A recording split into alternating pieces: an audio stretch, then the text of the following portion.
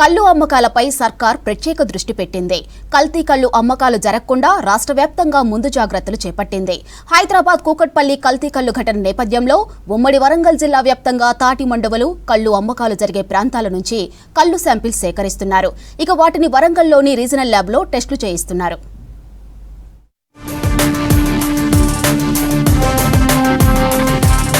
కల్తీ కల్లుతో హైదరాబాద్ కూకట్పల్లిలో కొందరు మృతి చెందగా మరికొందరు చికిత్స పొందుతున్న ఘటనతో ప్రభుత్వం అప్రమత్తమైంది. రాష్ట్ర వ్యాప్తంగా కల్లు శాంపిల్స్ సేకరించి టెస్టులు చేయాల్సిందిగా ఎక్సైజ్ ఆఫీసర్లకు ఆదేశాలు ఇచ్చింది. దీంతో ఉమ్మడి వరంగల్ పరిధిలోని 6 జిల్లాల్లో ఎక్సైజ్ పోలీస్ ఆఫీసర్లు కల్తీ కల్లుపై ఆరా తీస్తున్నారు. వీకెండ్స్ తో పాటు సాధారణ రోజుల్లో రద్దీ ఎక్కువగా ఉండే కల్లు మండువాల్లో కల్లు శాంపిల్స్ సేకరిస్తున్నారు.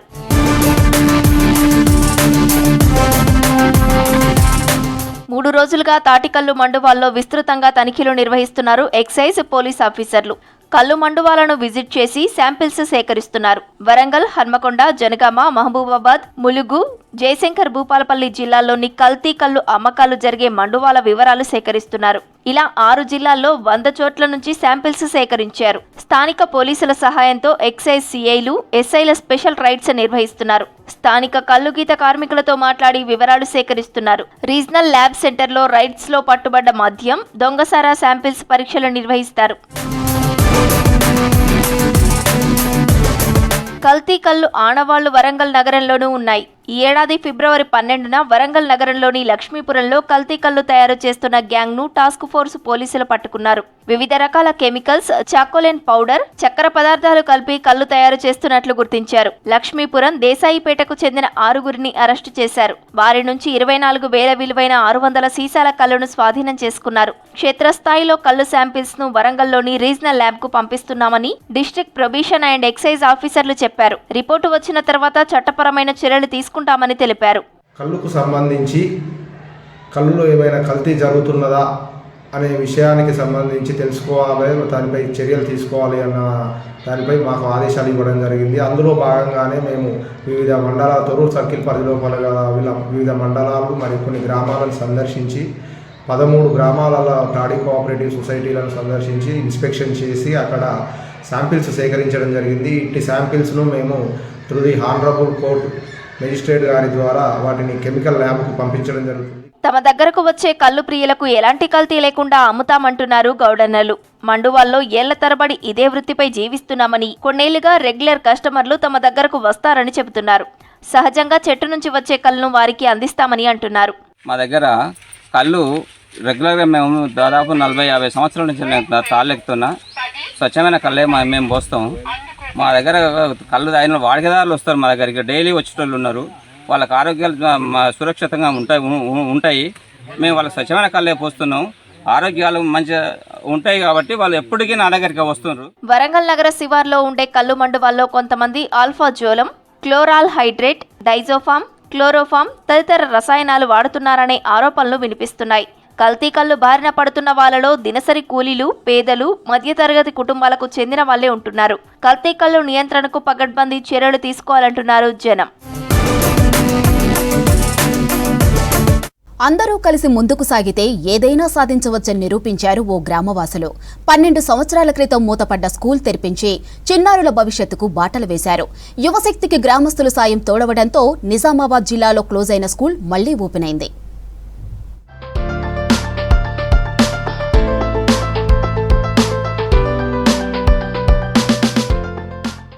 నిజామాబాద్ జిల్లా బోధన మండలం భవానీపేట్లో విద్యార్థులు రాకపోవడంతో 2013లో ప్రభుత్వ పాఠశాలను మూసివేశారు. 12 ఏళ్లుగా పాఠశాల తెరుచుకోకపోవడంతో తరగతి గదులు శిథిలావస్థకు చేరాయి. గ్రామానికి చెందిన యువకులు ముందుకొచ్చి విద్యార్థులను చేర్పిస్తామని బడిని తెరిపించాలని ఎంఈఓను కోరారు. యువకుల ఉత్సాహాన్ని చూసిన గ్రామస్తులు వారిని ప్రోత్సహించారు. పిల్లలను గ్రామ పాఠశాలలో చేర్పిస్తామని మాట ఇచ్చారు. దీంతో పాఠశాల తెరుచుకునేందుకు మార్గం ఏర్పడింది. పేరెంట్స్కి ఇంగ్లీష్ మీడియం కావాలనే కోరిక ఒకటి ఉంది. అందులో భాగంగానే ప్రభుత్వం తరపున ఒక టీచర్ని ఇవ్వటం జరిగింది. ఒక 3గురిని మనం ఇండివిజువల్గా వాళ్ళని పెట్టి వాళ్ళకి రుద్ర ఫౌండేషన్స్ తరపున శాలరీ ఇవ్వటం జరుగుతుంది. మొన్న ఓపెనింగ్ చేసినప్పుడు ఎమ్మెల్యే గారు కూడా ఈ పాత బిల్డింగ్ని కూలగొట్టి 2 రూములు శాంక్షన్ కూడా ఇస్తామని చెప్పి చెప్పడం జరిగింది.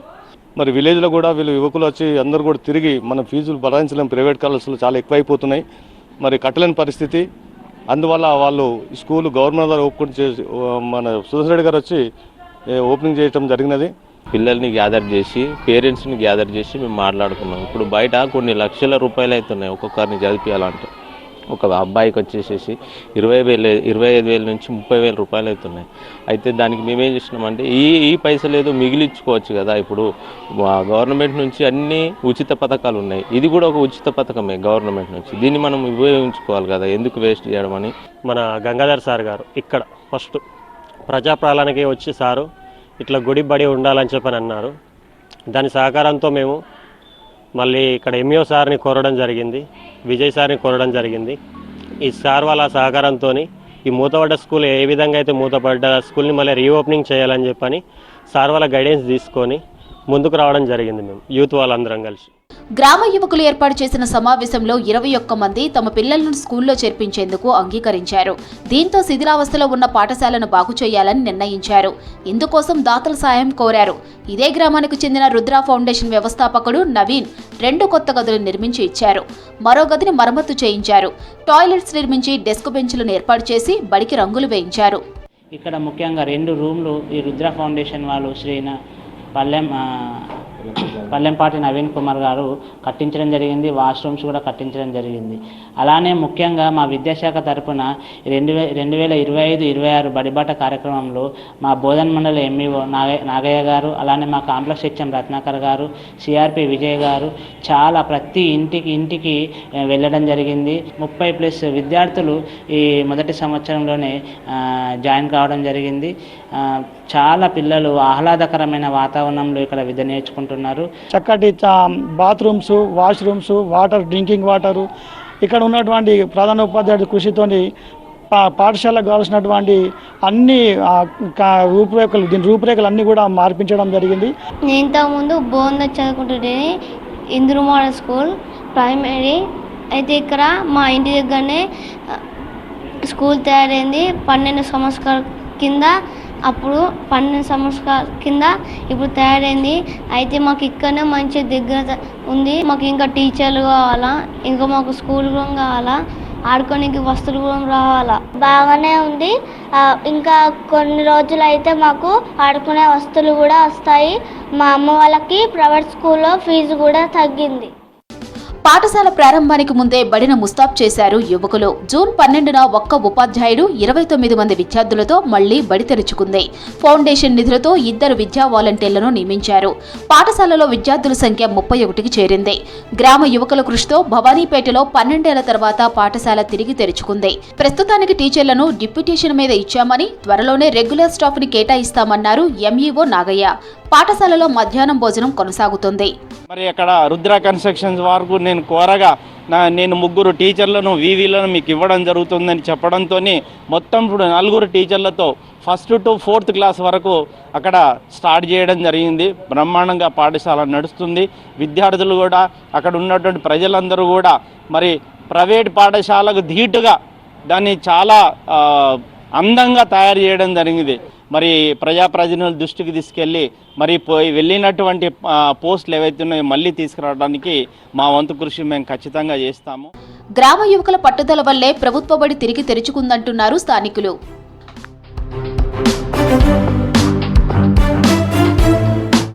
పుట్టిన ఊరికి ఏదైనా తిరిగి ఇవ్వాలన్న ఉద్దేశంతో పేద పిల్లల ఉజ్వల భవిష్యత్తు కోసం పాలమూరుకు చెందిన ఎన్ఆర్ఐలు ప్రయత్నిస్తున్నారు.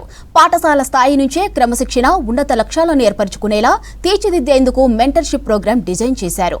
ఇక కలలు కనండి, వాటిని సాకారం చేయడానికి మేము మీకు అండగా ఉంటామని విద్యార్థుల్లో స్ఫూర్తి నింపుతున్నారు జిల్లాకు చెందిన ఎన్ఆర్ఐలు.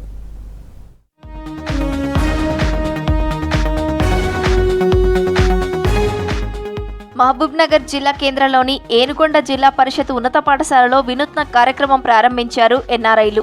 విద్యార్థుల దశ దిశ నిర్దేశించే మెంటర్స్గా వ్యవహరించేందుకు ముందుకు వచ్చారు. పాలమూరు చైతన్య సెంట్రల్ పూర్వ విద్యార్థుల ఆధ్వర్యంలో మొదట ఏనుగొండ స్కూల్లో 15 మందిని ఎంపిక చేశారు. వీరి భవిష్యత్ కోసం ప్రణాళికలు రెడీ చేస్తున్నారు.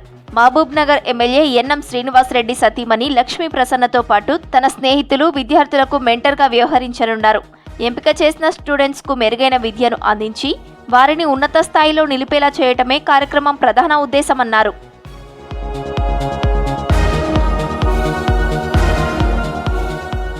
వివిధ దేశాల్లో స్థిరపడ్డ మహబూబ్ నగర్ పూర్వపు విద్యార్థులు ఒక్కొక్కరు ఒక్కో స్టూడెంట్కు మెంటర్గా వ్యవహరిస్తారు. విద్యార్థులను మోటివేషన్ చేయడంతో పాటు వారి చదువు విషయంలో టీచర్స్తో మాట్లాడనున్నారు. అవసరమైతే విద్యార్థుల తల్లిదండ్రులతోనూ మాట్లాడతారు. చెడు మార్గాలకు పోకుండా వాళ్ళలో ఆత్మవిశ్వాసం నింపుతారు. విద్యార్థుల్లో పాజిటివ్ దృక్పథం పెంపొందించేందుకు ప్రయత్నం చేస్తారు.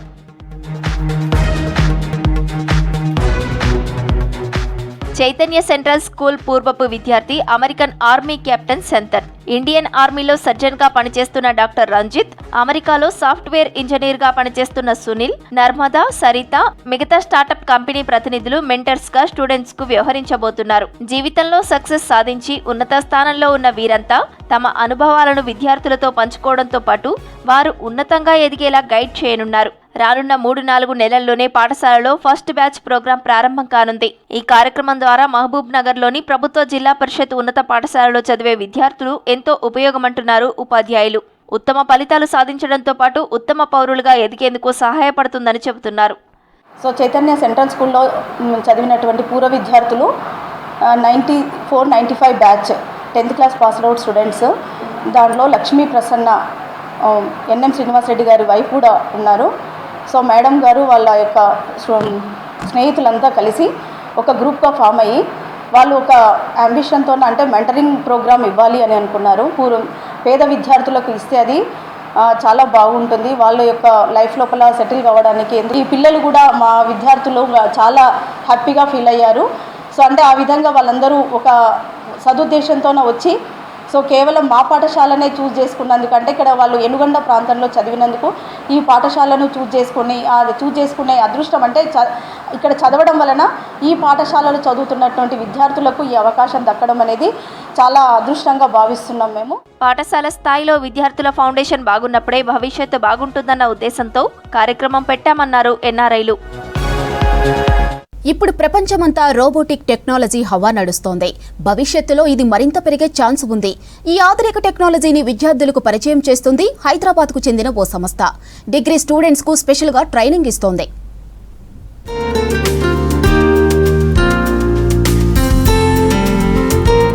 సాంకేతిక రంగంలో సరికొత్త ఆవిష్కరణలకు ప్రత్యేక నైపుణ్యాలు అవసరమవుతున్నాయి. ఈ అవసరాన్ని తీర్చే సామర్థ్యమున్నవే రోబోటిక్స్. వీటికి ఊహించిన స్థాయిలో ప్రాముఖ్యత ఏర్పడింది. సాంకేతిక పరిజ్ఞానం యంత్రాలకు జీవం పొయ్యటమే కాకుండా వాటి నిర్వహణలో ఎదురయ్యే అవాంతరాలను అధిగమించడానికి ఉపయోగపడుతున్నాయి. రోబోలకు భవిష్యత్తులో డిమాండ్ పెరుగుతుందని నిపుణులు చెబుతున్నారు. విద్యార్థులకు రోబోటిక్స్ పై అవగాహన కల్పించడంతో పాటు ట్రైనింగ్ ఇస్తోంది హైదరాబాద్లోని సోహం academy of human excellence. First step ఏంటంటే మనం ఒక స్కూల్కి వచ్చి ఒక ట్రైనర్స్ ట్రైన్ చేసి ఏం చేస్తామంటే కొన్ని 20 బేసిక్ యాక్టివిటీస్ పిల్లలతో చేయించిన తర్వాత నెక్స్ట్ ఏంటంటే వీళ్ళకి ఒక కిట్ 50,000 to 70,000 పడుతుంది వీళ్ళ కిట్. స్కూల్ వాళ్ళకి నెక్స్ట్ ఇన్నోవేషన్ ఛాలెంజ్ చేయడానికి కిట్ ప్రొవైడ్ చేసిన తర్వాత ఆ కిట్ హెల్ప్తో ప్లస్ పిల్లలు ఆల్రెడీ ట్రైనర్ బేసిక్ నేర్చుకున్నారు కాబట్టి దాని తర్వాత ఆ కిట్తోని ఏం చేస్తారంటే వాళ్ళు అడ్వాన్స్మెంట్ ఛాలెంజెస్ చేస్తారు. ఈ ఛాలెంజెస్ చేసిన తర్వాత మెదక్ జిల్లా కేంద్రంలోని ప్రభుత్వ డిగ్రీ కాలేజీలో భౌతిక శాస్త్రం చదువుతున్న విద్యార్థులను రోబోటిక్స్ పై 2 రోజులు ట్రైనింగ్ శిక్షణ ఇచ్చారు సోహం అకాడమీ సిబ్బంది. మెదక్ డిగ్రీ కాలేజీలో రోబోటిక్స్ ల్యాబ్ను ఏర్పాటు చేసేందుకు సోహం అకాడమీ రెడీగా ఉందని కాలేజీ సిబ్బంది చెబుతున్నారు. ట్రైనింగ్ తీసుకున్న డిగ్రీ కాలేజ్ స్టూడెంట్స్ ఎంపిక చేసిన ప్రభుత్వ పాఠశాలలో 7, 8, 9 తరగతుల విద్యార్థులకు శిక్షణ ఇస్తున్నారు. అయితే మేము 2 days ట్రైన్ అయిన తర్వాత మాకు మెదక్ జిల్లాలో ఉన్న స్కూల్స్కి వెళ్ళి మేము ట్రైన్ చేసినాం. అక్కడ పిల్లలకి 7th and 8th 9th class వాళ్ళకి మేము ట్రైన్ చేసినాం. దానివల్ల వాళ్ళు చాలా చాలా హ్యాపీగా వాళ్ళు ఎక్సైట్ అయ్యి వాళ్ళు చాలా నేర్చుకున్నారు. మాకు సోహం అకాడమీ నుంచి రోబోటిక్స్ గురించి ట్రైనింగ్ ఇచ్చారు 2 days. నెక్స్ట్ మేము స్కూల్స్కి వెళ్ళి చెప్పాము ఎట్లా నెక్స్ట్ ఫ్యూచర్ జనరేషన్ ఎట్లా మనకి యూజ్ అవుతుంది రోబోటిక్స్ అని మాకు నేర్పించారు. మేము ఆ 21 యాక్టివిటీస్ మేము నేర్చుకొని వాళ్ళకి ట్రైన్ చేసాం స్కూల్లో. మేము ఎక్కువ టైం తీసుకున్నాం కానీ పిల్లలు చాలా షార్ట్ టైంలో చేసేసారు. చాలా యాక్టివ్గా ఉన్నారు మాకంటే ఎక్కువ. నెక్స్ట్ ఫ్యూచర్ అంతా ఆర్టిఫిషియల్ ఇంటెలిజెన్స్ గురించి నడుస్తుంది కాబట్టి పిల్లలకు కూడా తెలియాలి ఎట్లా రోబోటిక్స్ అనేది ఎట్లుంటుంది, వాళ్ళు ఏం చేస్తే వాళ్ళకు ఇట్లాంటివి తెలుస్తాయి అవన్నీ ఇప్పటి నుంచి అవగాహన ఇస్తే నెక్స్ట్ ఫ్యూచర్లో కూడా వాళ్ళకి బాగుంటుంది అని ప్లాన్ చేశారనమాట. ఈ సోహం అకాడమీ నుంచి మేము చాలా నేర్చుకున్నాము. పాఠశాల స్థాయిలోనే రోబోటిక్స్ పై అవగాహన కల్పించాలని ఈ కార్యక్రమం చేపట్టామన్నారు సోహం అకాడమీ సిబ్బంది. రాబోయే రోజుల్లో రోబోటిక్స్ ను పాఠ్యపుస్తకాలలో చేర్చబోతున్నారని చెప్తున్నారు ఉపాధ్యాయులు. ఈ కార్యక్రమం యొక్క ముఖ్య ఉద్దేశం ఏంటంటే రోబోటిక్స్ అనేవి ఈనాడు ప్రపంచాన్ని ఏలుతున్నటువంటి సాంకేతికతలో ప్రధాన పాత్ర పోషిస్తున్నాయి. ఆర్టిఫిషియల్ ఇంటెలిజెన్స్ కావచ్చు, మిషన్ లెర్నింగ్ కావచ్చు, రోబోటిక్స్ కావచ్చు, ఇవన్నీ ఆధునిక శాస్త్ర సాంకేతిక పరిజ్ఞానంలో బాగా అభివృద్ధి చెందుతున్నటువంటి రంగాలు. ఇంతటి ప్రాధాన్యత కలిగినటువంటి ఈ అంశాన్ని అంటే ఈ రోబోటిక్స్ అనేటటువంటి శాస్త్రాన్ని ప్రాథమిక స్థాయిలో విద్యార్థులకు అవగాహన కల్పించి ఆసక్తిని పెంపొందించడానికి భౌతిక శాస్త్ర విభాగ విద్యార్థులు తాము తీసుకున్నటువంటి శిక్షణను పాఠశాల విద్యార్థులకు కూడా చేర్పించి ఒక వినూతన కార్యక్రమాన్ని చేపట్టడం జరిగింది. రోబోటిక్ టెక్నాలజీపై అవగాహన కల్పించడం వల్ల విద్యార్థులు భవిష్యత్తులో మంచి ఫలితాలు సాధించే అవకాశం ఉందంటున్నారు టీచర్స్.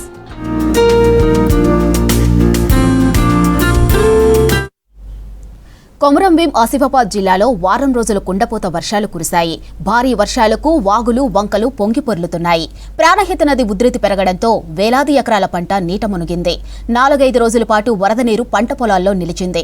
ఇక వరద నీరు తగ్గినా పంట పొలాల్లో భారీగా బురద పేరుకుపోయింది. ప్రతి ఏటా వరదలతో తీవ్ర ఇబ్బంది పడుతున్నామంటున్నారు రైతులు. అందుకు సంబంధించి మరింత సమాచారం అంజయ్య అందిస్తారు. వరద రైతులకి శోకాన్ని మిల్చింది. ప్రధానంగా గత కొన్ని రోజుల క్రితం వర్షాలు కురవడంతో ప్రాణహిత ఉప్పొంగి ప్రవహించింది. అదేవిధంగా ఉప్పొంగి ప్రవహించిన ప్రాణహిత పంట పొలాల్ని ముంచెత్తింది. దాంతో రైతులకు సంబంధించిన పత్తి చేనులు కానీ అదేవిధంగా సోయా పంటలన్నీ కూడా పూర్తిగా మునిగిపోవడం జరిగింది. ఏదైతే ప్రస్తుతం తలాయిలో ఉన్నాం, తలాయిలో రైతులకి ఏ విధంగా నష్టం సంభవించింది, ఎలాంటి నష్టం సంభవించింది అనే అంశంపై మనతో మాట్లాడడానికి రైతులు ఉన్నారు. కాక ఈ వరదల వల్ల మనకి ఎలాంటి నష్టం సంభవించింది? బాగా నష్టమే. ప్రతి సంవత్సరం 3 సంవత్సరాలు అవుతుంది. ప్రతి సంవత్సరం ఇదే పరిస్థితి మాకు. ఎప్పుడైనా నష్టమే. ఎప్పుడైనా వరదలతోటి ఒకటే పెట్టి ఒక 20 రోజుల పత్తి అయింది. మొత్తానికి ఏమి లేకుండా సాపు తీసుకుపోయింది. బ్లాక్ వాటర్ తోటి ఏం లేదు. రైతులం ఇప్పుడు అందరు గందరగోళంలో పడి పరేషాన్లో ఉన్నాము. ఇప్పుడు మళ్ళీ ఏమి చేసుడు అనేది దోసని పరిస్థితిలో ఉన్నాము రైతులము. ఎవరమైనా ఈ ఏరియా తలాయి, సోమిని, తిక్కపల్లి, పాపనపేట, సుసిమీరు, మొగవెల్లి, కోయపల్లి, నాగపల్లి, గూడెం వరకు మొత్తం బ్లాక్ వాటర్ తోటి మొత్తం మునిగిపోయి ప్రతి రైతుకు నష్టం అనేది ప్రతి ఒక్క రైతుకు నష్టం జరిగింది. ప్రతి ఒక్కరికి నష్టం జరిగింది. ఇప్పటి వరకు ఏ అధికారి కూడా రాలేదు, ఇప్పటి వరకు చూడలేదు. ఏది కూడా ఏఓ రాలే, మా ఎమ్మెల్యే సాబ్ రాలే, ఎవ్వడు కూడా ఇప్పటి వరకు వచ్చి చూడలేదు. ఎన్ని ఎకరాల్లో ఏదైతే ప్రాణహిత వరద చేరింది, ఎట్లాంటి నష్టం సంభవించింది? నేను గిరువకు 6 ఎకరాలు పట్టిన, ఇత్తు లేకుండా పోయింది. మొలవలే బురద పోసి నా పరిస్థితి ఏంది? నాకు ఓన్ భూమి 2 ఎకరాలు ఉన్నది. 6 ఎకరాలు గిరువకు పట్టుకున్నా, మొత్తం బురద పోసి పోయింది. మళ్ళీ పెట్టాలంటే నా పరిస్థితి ఆందోళన ఉన్నది. అంటే ఏదైతే కౌలు తీసుకున్నామని చెప్తున్నారు కదా, ఎంత కౌలుకి తీసుకున్నారు? ఇప్పుడు వరద ఏరింది, బురద ఏరింది, పత్తి మురిగిపోయింది. ఎట్లా ఇప్పుడు మీ పరిస్థితి ఎట్లా? పెట్టుబడి కూడా 1000 రూపాయలు తీసుకొచ్చి ఎక్కడి నుంచి పెట్టిండ్రు? ఎట్లాంటి పరిస్థితి ఉంది మీది? అప్పు తెచ్చి పెట్టిన పుట్టిన కాడ 12,000 ఎకరంతో గిరువకు పట్టిన. ఆ గిరువ పైసలు పోయినాయి, పెట్టుబడి పోయింది, ఇత్తనాలు పోయినాయి. నా పరిస్థితి ఇప్పుడు ఆందోళన ఉన్నది. నాకు ఉన్నది ఇది భూమి. నాకు 2 పిల్లలు సార్. ఇందులో నా పిల్లల ఖర్చు ఏంది, నా ఫ్యామిలీ ఖర్చు ఏంది, నేను ఎట్లా బతకాలి? ఇది ప్రతి సంవత్సరం ఇట్లా మునిగిన తర్వాత ఈ పరిస్థితి ఏమైంది సార్? నేను ఎవరిని చెప్పుకోవాలి? ఇక్కడికో ఎమ్మెల్యే రాడు, తహసీల్దార్ వస్తాడు. తహసీల్దార్ వస్తే ఏమంటాడు? మాకేం లేదు భయ్, మేము రిపోర్ట్ పంపిస్తాం భయ్, మాకు ఏం తెలియదు భయ్ అంటాడు. మేము ఎవరికి చెప్పుకోవాలి సార్ ఈ బాధ? అమ్మ ఉన్నారు, ఎట్లా నష్టపోతున్నారు? ఎంత నష్టం సంభవించింది? 5-6 సంవత్సరాలు అయింది నట్టబోతున్నాము. మాకైతే ఏమి కూడా డబ్బులు రాలే. 1 ఎకరానికి కూడా రాలే, 2 ఎకరాలకు రాలే. నేను 6 ఎకరాలు పెట్టుకున్నా, నీరుడు 5 సంవత్సరాల దాకా అయింది, 1 పైసలు కూడా రాలే. ఈ సంవత్సరం మొదటిసారిగా ఎప్పుడు విత్తనాలు నాటారు? ఇప్పుడు రెండోసారి ఎందుకు నాటుతున్నారు? మునిగిపోయినవన్నీ పెట్టుకుంటున్నాము. ఏం చేసుడు? మరి రప్పు తప్పు చేసుడు, మరి తెచ్చుకున్నాడు, పెట్టుకున్నాడు. సావుగారి దగ్గర తెచ్చి పెట్టుకుంటాను. ఏం చేసుడు? ఇట్లా ఊకే నష్టపోవడం ఇబ్బంది అనిపించడం లేదా? బాధ అనిపించడం లేదా? బాధ అనిపిస్తే ఏం చేస్తాం సార్? మరి మేము బాధ అనిపించి ఏం చేసుడు చెప్పు? ఏది ఉంటే అదే అంత ఇంత అమ్ముకునుడు, అంత తెచ్చుడు, పెట్టుడు. ఏం చేస్తావు చెప్పు? మరి అది అమ్ముకోకుండా ఇది పెట్టుకోకుండా మరి ఏం దొరకదు మాకు. ఏది ఉంటే అది అమ్ముకుంటానం, తెచ్చుకుంటానం, పెట్టుకుంటానం సావుకారి దగ్గర. మాకు సర్కారు సాయం చెయ్యాలి, మాకు డబ్బులు కావాలి. నేను 50 ఎకరాలు దక్కేస్తానండి. 40 నుంచి 50. 10 ఎకరాలు మునిగిపోయింది. 10 ఎకరాలు మినిమం మునిగిపోయిందండి. ఈ పంట విత్తనం పెట్టేలాక మినిమం ఎకరానికి 20,000 పైనే ఖర్చు వస్తుంది సార్. ఇది 10 సంవత్సరం జరుగుతూనే ఉన్నది. కౌలు రైతులైతే కౌలు డబ్బులు అయితే మాకు ఇంతమటికి రూపాయి రాలేదు. ఏదన్నా అవకరించి సన్నకారు రైతులు సన్న రైతులు అందరూ ఉంటారు కదా, గరీబులు అందరూ ఉంటారు కదా, వాళ్ళకు కూడా ఈ తలా ఒకటి సోమిని మగవిల్లి శివార్లో బాగా మునిగిపోతుంది భూమి అంతా. ప్రతి 15 సంవత్సరాల నుంచి నేను ఇక్కడే వ్యవసాయం చేసుకుంటా మగవిల్లో నివాసం ఉంటున్నా. వాళ్ళకి రైతులకి కొంచెం గవర్నమెంట్ వాళ్ళ మీద దయ ఉంచి వాళ్ళకి న్యాయం చేయాలని కోరుకుంటున్నానండి. అధికారులు స్పందించి తమను ఆదుకోవడానికి చర్యలు చేపట్టాలని ఈ ప్రాంతానికి సంబంధించిన రైతులు సర్కార్ను కోరుతున్నారు. కెమెరామెన్ విఠల్తో అంజయ్య, V6 న్యూస్, కొమరంభీం జిల్లా. ఓరుగల్లు కూరగాయల ధరలకు రెక్కలు వస్తున్నాయి. క్రమంగా గత కొద్ది రోజులుగా కూరగాయల ధరలు పెరుగుతూ వస్తున్నాయి. వర్షాభావ పరిస్థితులతో కూరగాయల సాగు తగ్గడంతో ఆ ప్రభావం ధరలపై కనిపిస్తోంది. నిన్న మొన్నటి వరకు కిలో టమాటా 20 రూపాయలు ఉండగా ప్రస్తుతం 40 రూపాయలకు పెరిగింది. ఇక మిర్చి కిలో 80 రూపాయల ధర పలుకుతుంది.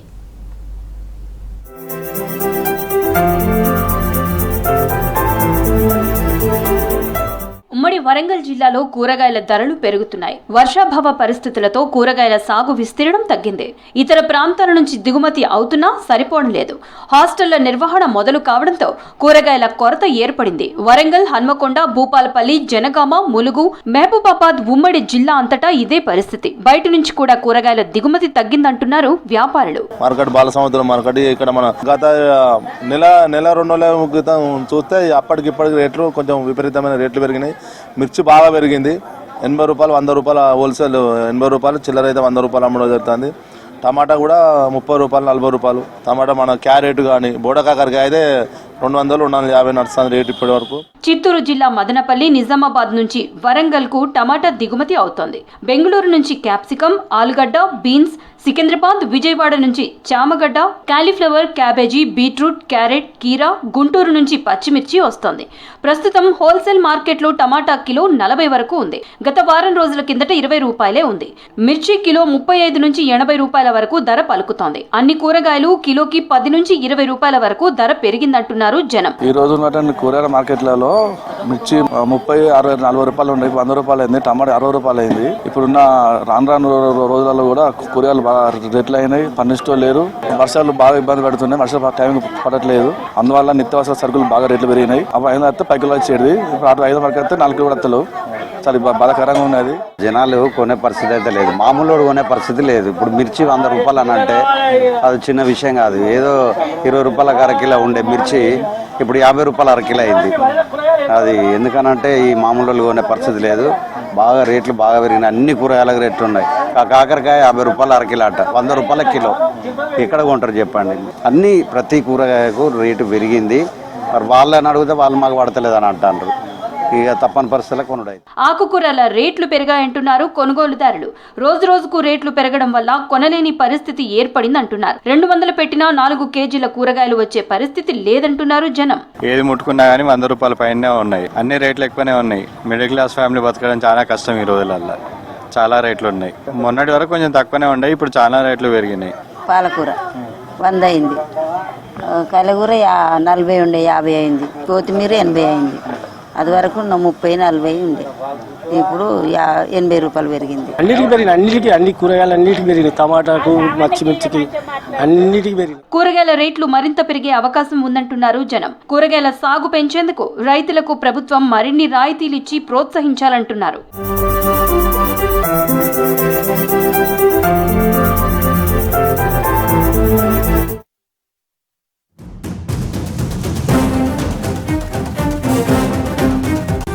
హెచ్సీఏ కేసులో 5 నిందితులకు ఈ నెల 21వ తేదీ వరకు కస్టడీ విధించింది మల్కాజ్గిరి కోర్టు.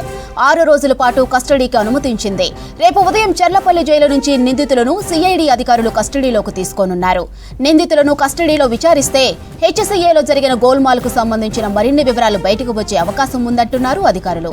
ఇక నిందితులు వేసిన బెయిల్ పిటిషన్ను మల్కాజ్గిరి కోర్టు కొట్టేసింది. రైట్, ఇక దీనికి సంబంధించి మరిన్ని డీటెయిల్స్ అనిల్ అందిస్తారు. అనిల్, హెచ్సీఏ కేసులో తాజా అప్డేట్స్ ఏంటి?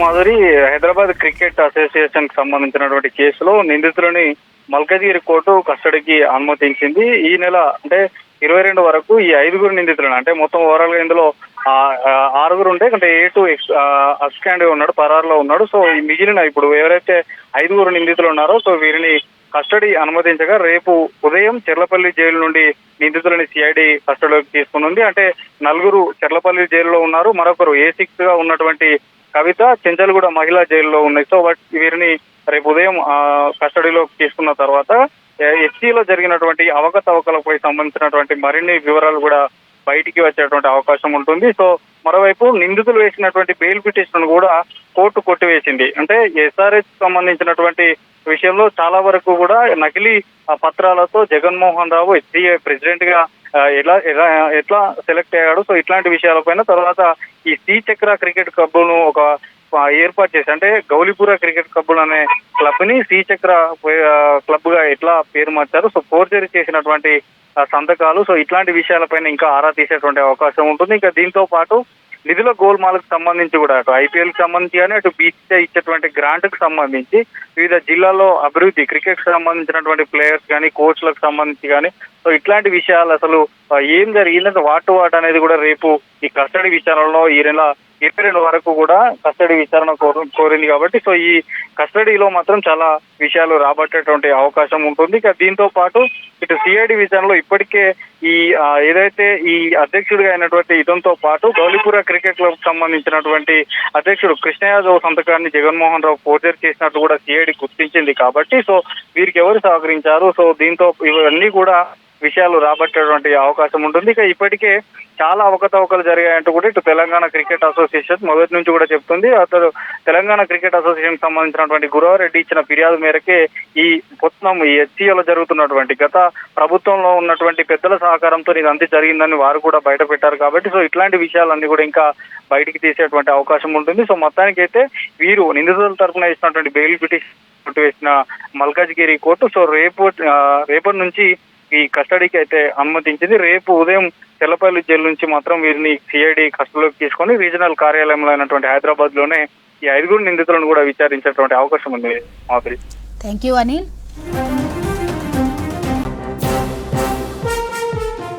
కొమరంభీం ఆసిఫాబాద్ జిల్లాలో పోడు భూములు పోరాటాలకు వేదికలవుతున్నాయి.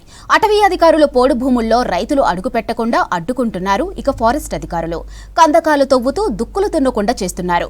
దీంతో అటవీ అధికారులపై గిరిజనేతర రైతులు ఎదురు తిరుగుతున్నారు. మా భూములు మాకు కావాలంటూ డిమాండ్ చేస్తున్నారు.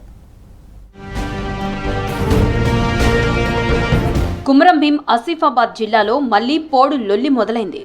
ఫారెస్ట్ అధికారులకు వ్యతిరేకంగా సిర్పూర్ టీ నియోజకవర్గంలో గిరిజనేతర రైతులు ఆందోళనకు దిగుతున్నారు. చింతల మానేపల్లి మండలం దిందా గ్రామంలో 400 కుటుంబాలకు చెందిన గిరిజనేతర రైతులు 1200 ఎకరాల భూములను సాగు చేసుకుంటున్నారు. 40 ఏళ్లుగా ఈ భూముల్లో పంటలు పండిస్తున్నారు. ఈ ఏడాది ఆ భూములు అటవీ శాఖకు చెందినవని సాగు చేయకుండా రైతులను అడ్డుకుంటున్నారు అధికారులు. భూముల్లోకి వెళ్లిన రైతుల నాగళ్లు లాక్కెళ్తున్నారు అటవీ అధికారులు. భూముల్లో కందకాలు తవ్వుతున్నారు. ఎవరైనా ఫారెస్ట్ భూముల్లోకి వెళితే కేసులు పెడతామని హెచ్చరిస్తున్నారు. అటవీ అధికారుల తీరుపై ఆగ్రహం వ్యక్తం చేస్తున్నారు గిరిజనేతర రైతులు. పోడు సాగు చేసుకుంటే తమ కుటుంబాలు రోడ్డున పడతాయని అధికారులతో వాగ్వాదానికి దిగుతున్నారు. ప్రాణాలు పోయినా భూములను వదలమని చెప్తున్నారు.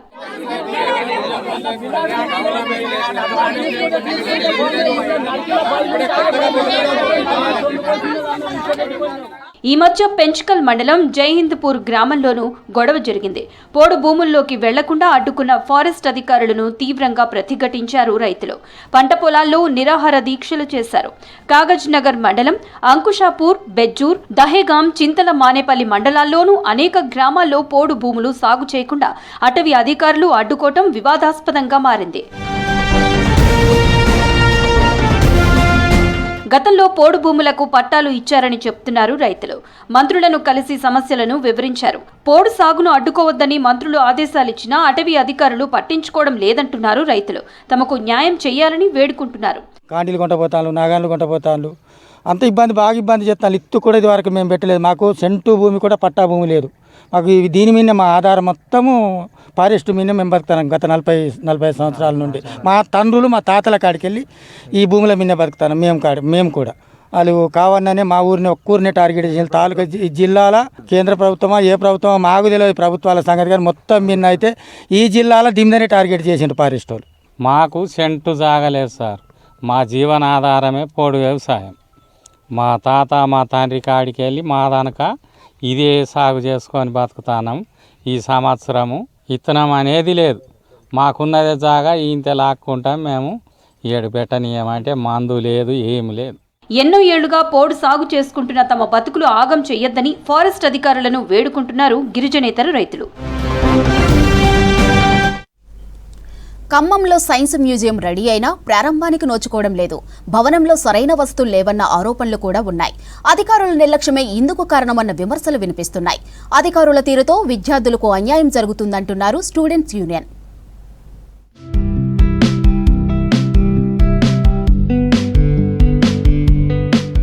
2013-14లో ఉమ్మడి రాష్ట్రంలో అన్ని జిల్లాల్లో సైన్స్ మ్యూజియంలు ఏర్పాటు చేయాలని నిర్ణయించింది అప్పటి ప్రభుత్వం.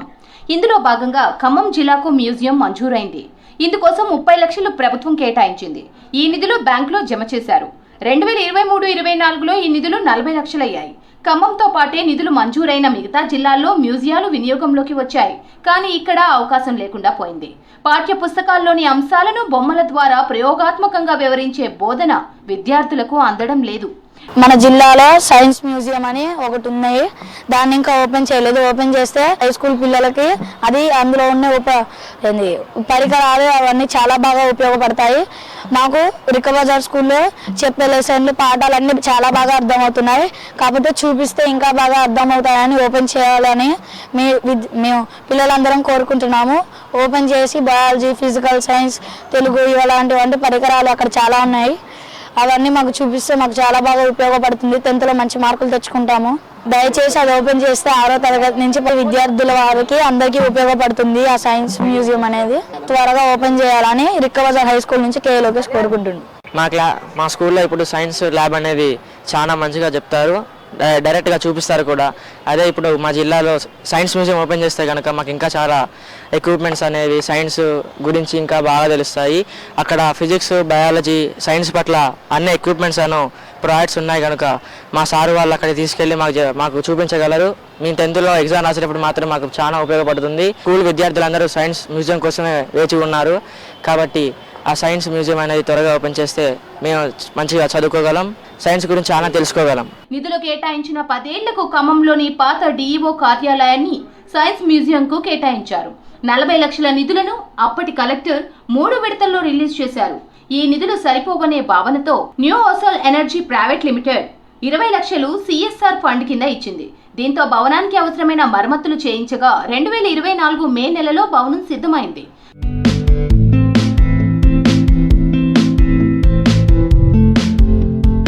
భవనం ఆధునీకరణ పూర్తి కాగానే అవసరమైన పరికరాలను తెప్పించారు.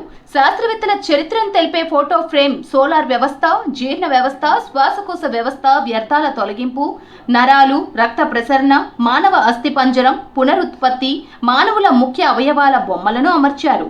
అప్పుడే మ్యూజియంను ప్రారంభించాలని నిర్ణయించిన చిన్న చిన్న కారణాలతో సాధ్యం కాలేదు. మ్యూజియంలో మరుగుదొడ్లు, తాగునీటి సదుపాయం లేవు.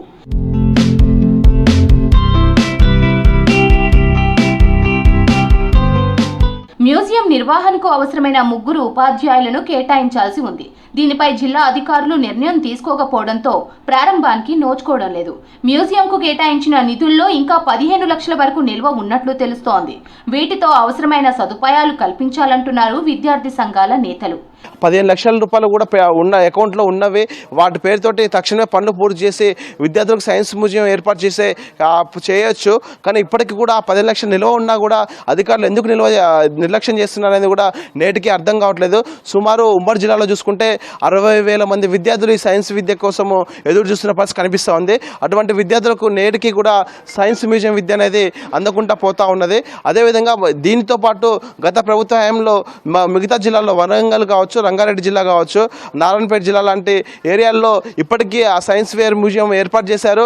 ఓపెనింగ్ అయ్యే విద్యార్థులకి పాఠ్యాలు కూడా బోధిస్తూ ఉన్నారు, చేస్తూ ఉన్నారు. కానీ మన జిల్లాలో చూసుకుంటే మన విద్యార్థులకి సైన్స్ మ్యూజియం విద్య అనేది అందకుండా పోతా ఉన్నది. కాబట్టి ఇప్పటికైనా అధికారులు స్పందించి సైన్స్ కేర్ మ్యూజియం ఏదైతుందో వాటిని తక్షణమే బిల్డింగ్ని ప్రారంభించాలని చెప్పేసి విద్యార్థులకు సైన్స్ మ్యూజియం విద్యను అందే విధంగా చర్యలు చేపట్టాలని చెప్పేసి కూడా నేను ప్రభుత్వాన్ని, అధికారులని డిమాండ్ చేస్తూ ఉన్నాను. ఖమ్మం జిల్లాలో ప్రైవేట్, ప్రభుత్వ పాఠశాలల విద్యార్థులు 29 ఐటమ్స్ తో పాటు 14 మంది శాస్త్రవేత్తల చరిత్ర, బయోలాజికల్, మ్యాథమెటికల్, ఫిజికల్ సైన్స్ పరికరాలను ప్రదర్శన కోసం రెడీ చేశారు. అన్ని సిద్ధంగా ఉన్నా ఇప్పటి వరకు ప్రారంభం కావడం లేదు. ఖమ్మంలో ప్రైవేటు ప్రభుత్వ పాఠశాల విద్యార్థులకు చక్కటి అవకాశంగా మన పాత డిఈఓ ఆఫీసులో 2024 జూలై నాటికి సిద్ధమైనటువంటి జిల్లా సైన్స్ మ్యూజియం అందుబాటులోకి చిన్న రిపేర్లు అయిన తర్వాత వస్తుంది. అంతవరకు ఓపికగా దయచేసి అర్థం చేసుకోగలని కోరుతున్నాం. ఇందులో 29 ఐటమ్స్, 14 సైంటిస్టుల యొక్క చరిత్రలు, biological science, mathematics, physical science items అన్నీ విద్యార్థుల కోసం ప్రదర్శనకు సిద్ధంగా ఉంచబడ్డాయి.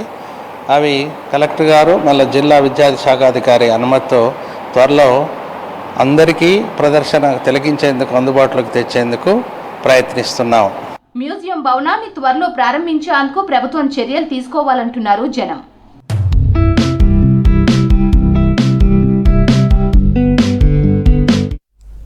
పదేళ్లు పాలించిన కేసీఆర్ రాష్ట్రానికి చేసిందేమీ లేదన్నారు మంత్రి దామోదర రాజనరసింహ. రాష్ట్ర ఆర్థిక పరిస్థితి బాగా లేకున్నా అన్ని పథకాలను అమలు చేస్తున్నామన్నారు మంత్రి. కేసీఆర్ 10 ఏళ్లు పాలించి రాష్ట్ర ఖజానాను ఖాళీ చేశారన్నారు మంత్రి వివేక్ వెంకటస్వామి. కాళేశ్వరం పేరుతో అవినీతికి పాల్పడ్డారని ఆరోపించారు. ఎన్నికల హామీలో లేకున్నా సన్నబియ్యం పథకాన్ని అమలు చేస్తున్నామన్నారు మంత్రి. ఇక రాష్ట్రం ఏర్పడ్డాగా కేసీఆర్ అనేక హామీలు ఇచ్చి మరిచిపోయారన్నారు మంత్రులు. సంగారెడ్డిలో జరిగిన ఇందిరా మహిళా శక్తి సంబరాల్లో పాల్గొన్నారు మంత్రులు దామోదర రాజనరసింహ, వివేక్ వెంకటస్వామి. మహిళలు పొదుపు సంఘాల ద్వారా కాపాయం చేసుకోవాలి, పొదుపు చేసుకోవాలి, ఆర్థికంగా ఎదగాలి. దానికి బ్యాంకుతో సహా ఆనాటి ప్రభుత్వాలు రివాల్వింగ్ ఫండ్ అనేది ఒకటి ఇస్తే ఆ రోజు మీరు ₹1 ప్రతి నెల ₹1 ఆ రకంగా జమ చేసుకుంటూ సంఘాలను ఏర్పాటు చేసుకొని బ్యాంకు ద్వారా 5,000 నుంచి 10,000, 12,000 వరకు మీరు రుణము తీసుకొని తిరిగి 30 కిస్తులలో మీరు చెల్లించుకుంటూ రివాల్వింగ్ ఫండ్ ద్వారా దాన్ని వాడుకుంటూ గ్రాంట్ రూపంలో వాడుకుంటూ 2004లో ఆనాటి కాంగ్రెస్ ప్రభుత్వం ఏర్పడ్డ తరువాత మన ప్రియతమ నాయకుడు దివంగత రాజశేఖర రెడ్డి గారు తీసుకొచ్చిన మార్పింది పావులా వడ్డీ పథకం. పావులా వడ్డీ అనేది తీసుకొచ్చింది ఆనాడు కాంగ్రెస్ ప్రభుత్వం, ఆనాటి ముఖ్యమంత్రి రాజశేఖర రెడ్డి గారు. మీరు 50,000 కాదు, 1,00,000 కాదు, 5 లక్షల వరకు మీరు రుణం తీసుకోండి. ప్రతి 3 నెలలకు 4 నెలలకు మీకు తిరిగి మీ వడ్డీ పైసలు మీరు చారాన కట్టండి, భారాన మేము కడతాము అని చెప్పి మాటిచ్చి ప్రతి మీటింగ్లో 3 నెలలకు స్వయంగా ముఖ్యమంత్రి గారే మీకు చెక్కులు అందిస్తుండే. దాంతో సహా మండల సమయకు CIF కింద 50 లక్షలు, 60 లక్షల రూపాయలు ఇచ్చిన ఘనత కాంగ్రెస్ ప్రభుత్వానికి రాజశేఖర రెడ్డి గారి. మీరు అందరికి మర్చిపోయారో గుర్తుందో నాకు తెలియదు, కానీ గుర్తుందా లేదా? CIF కింద 50 లక్షలు, 60 లక్షలు, 75 లక్షల రూపాయలు ప్రతి మండలానికి ఇచ్చిన చరిత్ర కాంగ్రెస్ది, రాజశేఖర రెడ్డి గారిది.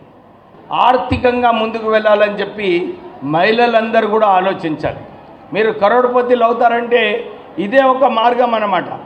మీరందరూ ఇది దృష్టిలో పెట్టుకోండి.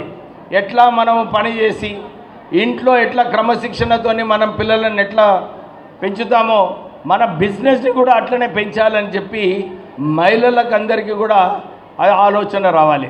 చాలామంది మనం మొన్న భాషా మైలారంలో యాక్సిడెంట్ అయినప్పుడు అక్కడ డైలీ రేటెడ్ వర్కర్స్ చాలామంది ఉన్నారు. మన ఇంట్లో కూడా చాలామంది డైలీ రేటెడ్ వర్కర్స్ ఉన్నారు. 12 సంవత్సరాలు మినిమం వేజెస్ పెంచలేదు.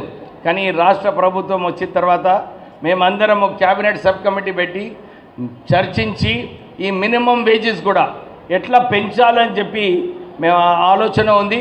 త్వరలోనే ఎవరైతే డైలీ రేటెడ్ వేజెస్ ఉన్నారో వాళ్ళందరికీ కూడా ఈ వేజెస్ పెంచి మీ అందరికీ లాభం ఉంటుంది. కేసీఆర్ ప్రభుత్వము ఆర్థికంగా మన రాష్ట్ర ఖజానాని ఖాళీ చేయడం జరిగింది. ఏదైతే ప్రాజెక్ట్స్లో కమిషన్ రావడమో, కాళేశ్వరం ప్రాజెక్ట్ లాంటి ప్రాజెక్టులు కట్టి మన రాష్ట్రానికి ఆర్థికంగా వెనుక తీసుకుపోవడం జరిగింది. ఈ రేషన్ కార్డు ద్వారా మనకు రాష్ట్ర ప్రభుత్వం నుంచి ఏదైతే స్కీమ్స్ ఉన్నాయో, రాజీవ్ ఆరోగ్యశ్రీ స్కీమ్ ఏదైతే 10 లక్షలు ఉన్నాయో, మీరు ఎన్ని నిధులు కేటాయించి వాడుకున్నారు, ఇవన్నీ డీటెయిల్స్ కూడా మనకి ఈ రేషన్ కార్డులో వస్తుంది. ఈ 1 కార్డ్ అన్నమాట. మహిళా శక్తి ఏదైతే ఉందో, మీరు కూడా మంచిగా బిజినెస్ చేసుకుంటూ ఆర్థికంగా ముందుకు వెళ్ళాలి.